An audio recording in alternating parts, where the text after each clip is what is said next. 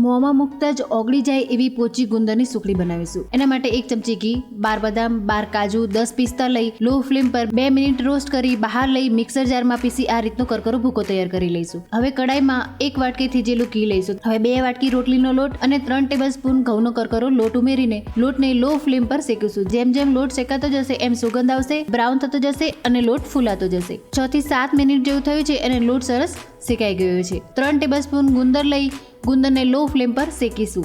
ગુંદર જેમ શેકાતો જશે એમ એ ફૂલાતો જશે। તાવેતાની મદદથી આ રીતે પ્રેસ કરીને ગુંદરને થોડો ભાગી લઈશું। હવે ગેસની ફ્લેમ બંધ કરી આમાં કોપરાનું છીણ, 1 ટેબલસ્પૂન ખસખસ, 1 ટેબલસ્પૂન ગંઠોડા પાવડર, 1 ટેબલસ્પૂન સૂંઠ, ડ્રાયફ્રૂટનો ભૂક્કો ઉમેરી આ બધાને મિક્સ કરી 1 ચમચી મલાઈ અને 1 વાટકી ગોળ ઉમેરી મિક્સ કરી સુખડીને થાળીમાં પાથરી લઈશું। ઉપરથી ખસખસ અને કોપરાથી ગાર્નિશ કરી લઈશું। તૈયાર છે સરસ મજાની ગુંદરની સુખડી અને મારી ચેનલને સબસ્ક્રાઇબ કરી દેજો। Thank you.